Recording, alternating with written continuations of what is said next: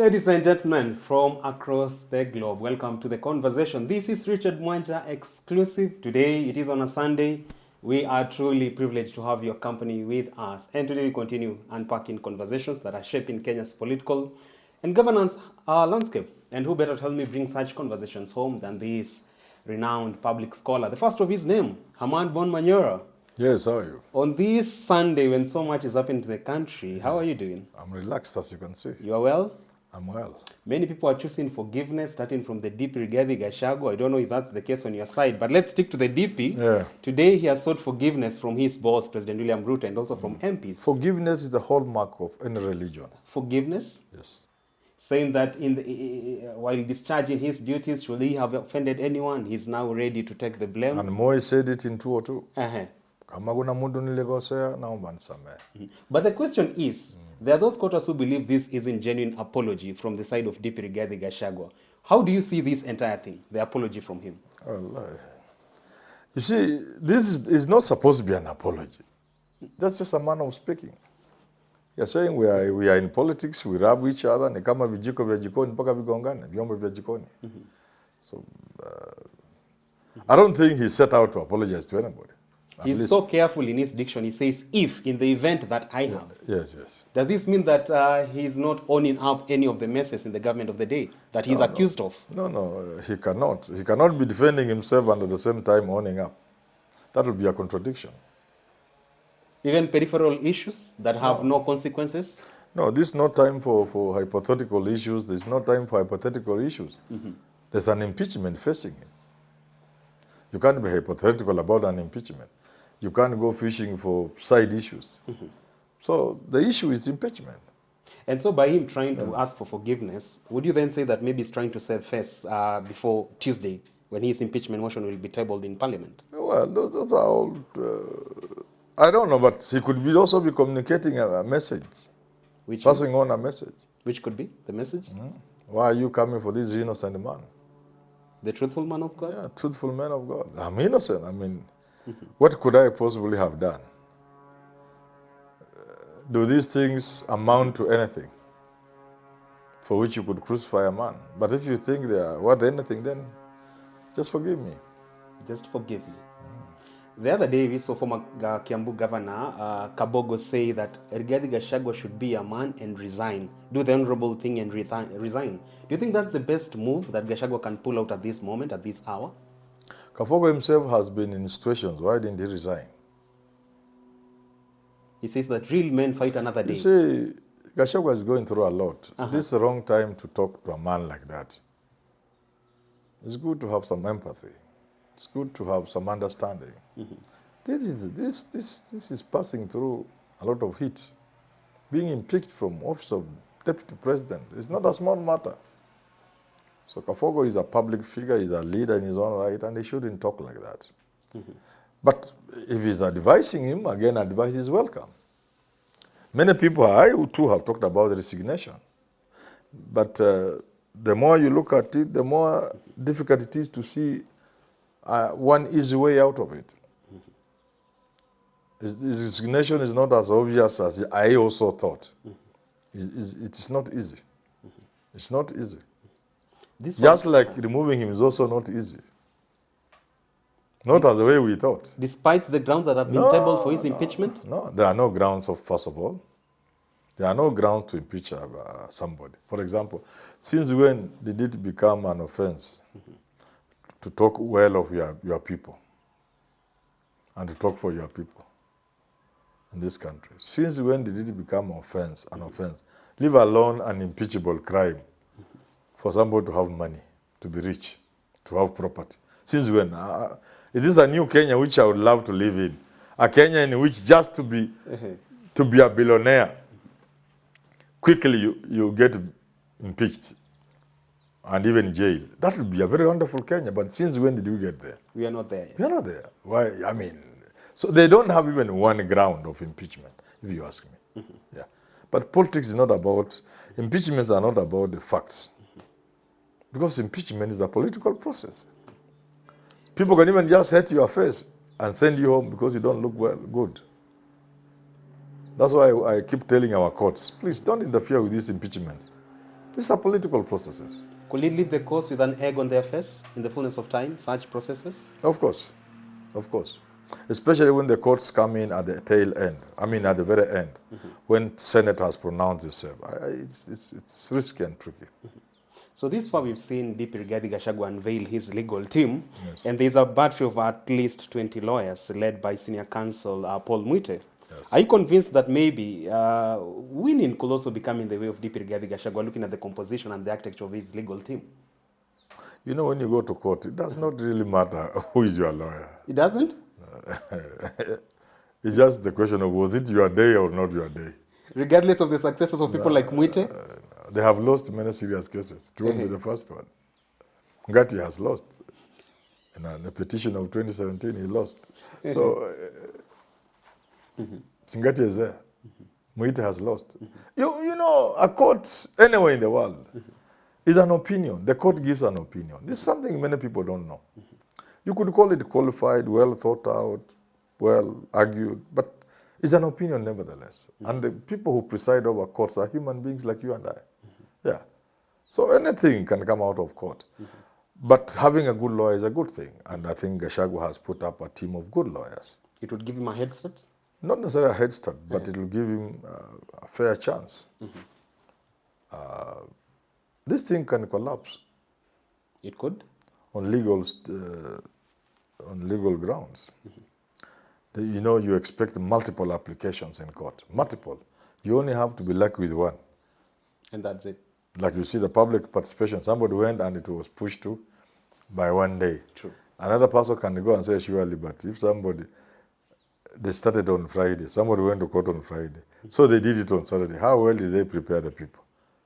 Because public participation, if you look at the judgment in the BBI case, especially from the Court of Appeal, you know, it must start from civic education.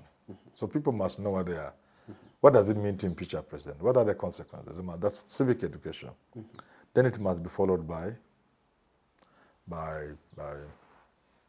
then public participation. And then that public participation, the courts have pronounced themselves on this.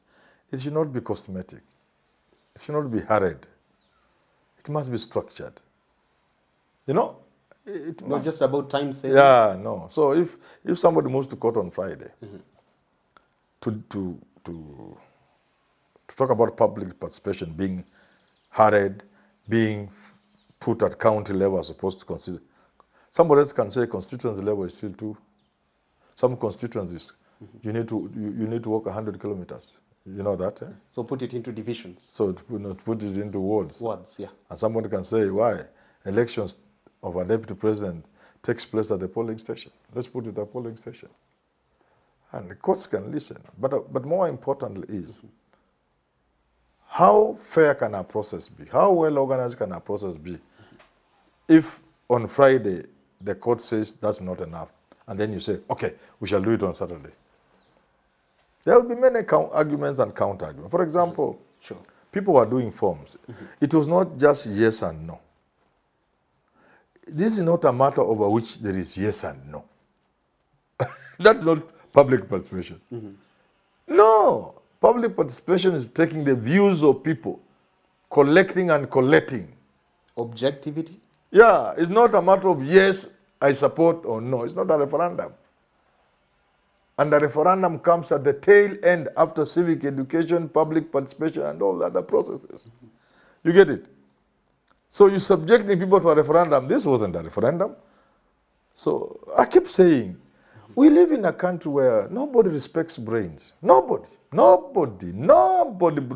respects intelligent men and women. Nobody, anywhere. Not even the private sector. Not even the brains behind the Constitution? Nobody respects anything.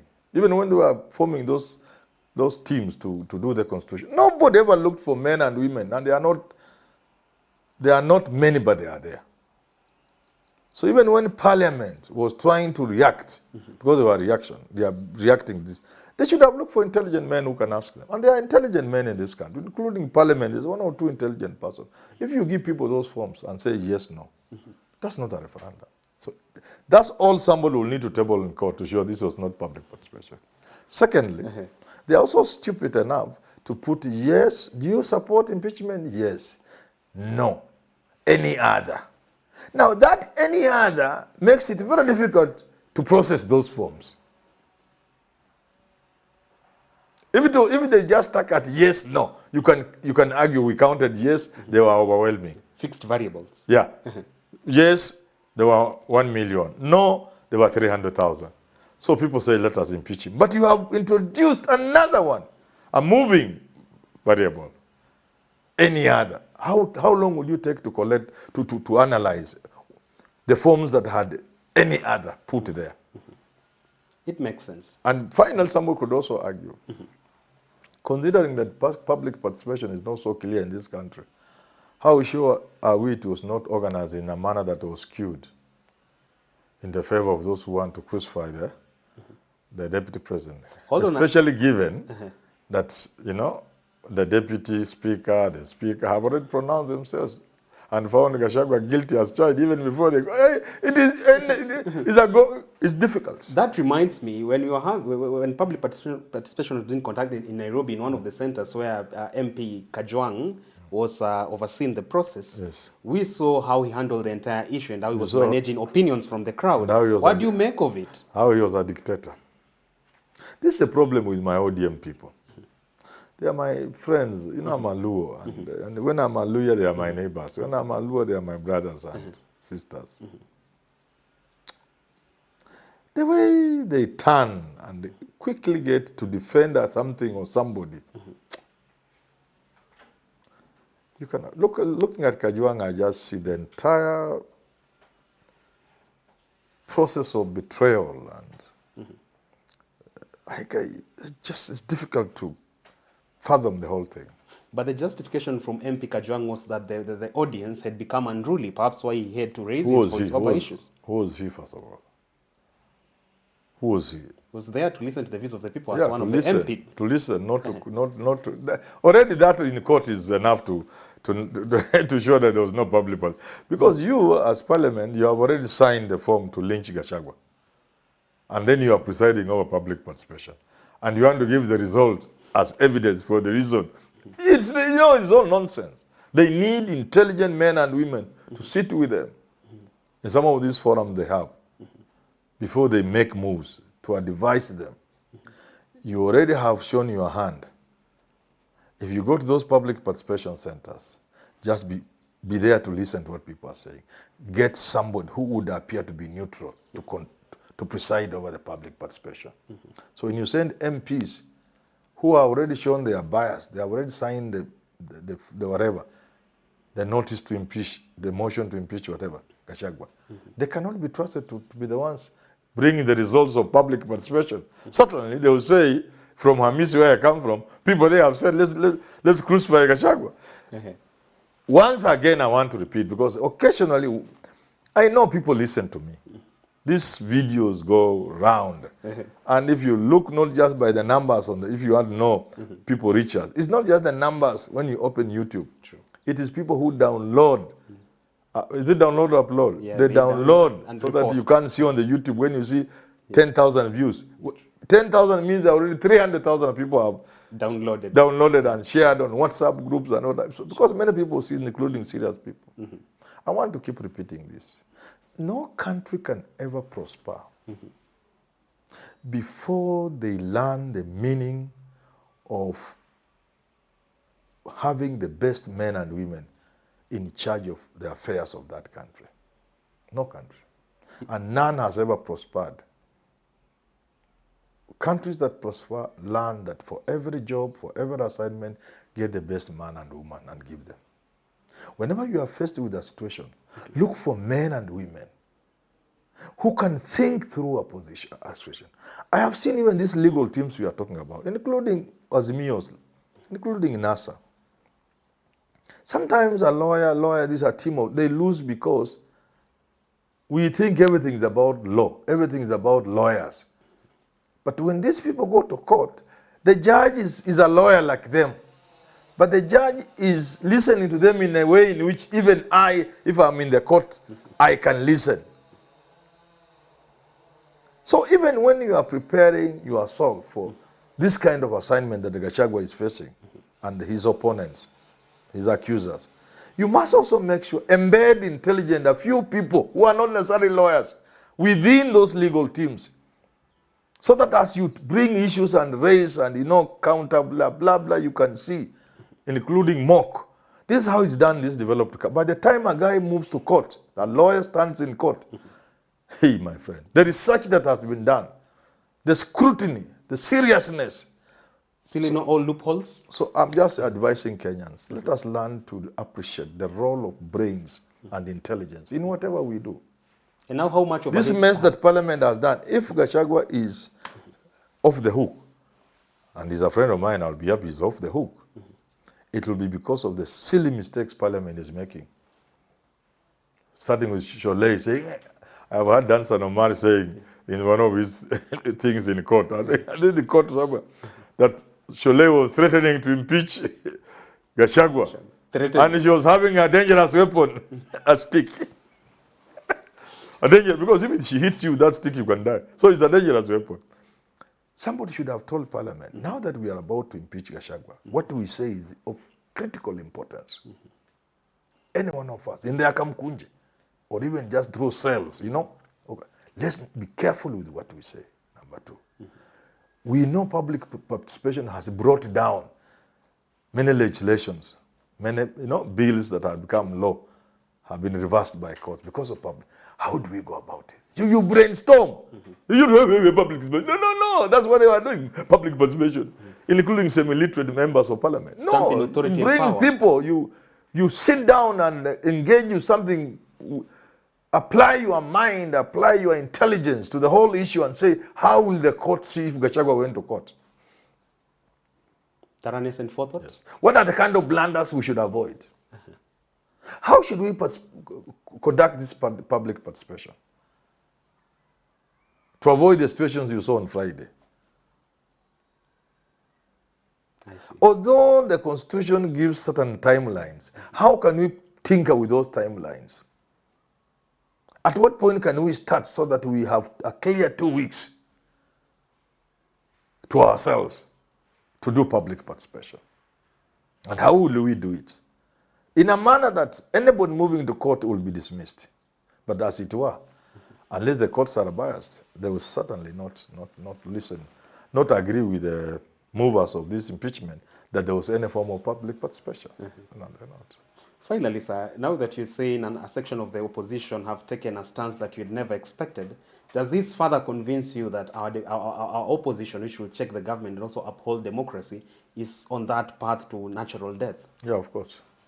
Unfortunately. It's already there? Yeah. And how can we reverse this? Is it too late for us to reverse No, it? you see, things come and go. Things change. The politics is a very dynamic space. And what is going to happen in this country, the political parties are going to be overtaken by events. Not just ODM or UDA. They will all become irrelevant. And this could happen as soon as before 2027, or during 2027, or 2032, or 2037. But sure enough, time is coming when Kenyans will play their politics with little regard for political parties, because we don't have political parties. One of the things that is likely to happen is we are likely to go the El Salvador way, the Senegal way. We are likely to have either somebody without a political party or from a very inconsequential fringe party like Mtata's parties. That's Kenyans are most likely going that direction. Because in the next election, if Ruto will be removed from power, he will not be removed by a political party or by an individual. He will be moved by a wave of Kenyans similar to what happened in 2002, the rainbow wave. Now fueled by the Gen Z oil, Draining the swamp. Yeah, it's a Gen Z that could now drain the swamp. In that instance, you don't need a political party. Not even a personality like Raila. No, not a personality, not Raila, not Kalonzo Musyoka. The old guards. But a team of Kenyans. A team of Kenyans determined to change the country by removing established figures and established political parties. This is what I see happening. It does not matter when, but that's what's going to happen. It's going to happen. And therefore, to talk about the death of ODM that's a non-issue, because there's no ODM, there's no political party that will survive the wave. Not at all. There you have it. There's no political party or personality that will survive the wave. In the fullness of time, the Gen Z and other dynamics will come into play and bring forth a wave of change. That has been our conversation today on Richard Mwenja Exclusive. Keep us engaged on our social media handles. My personal handle is at Mwenja Richard on X and on TikTok. Find Professor at H Manyora on TikTok and X as well. Let's engage.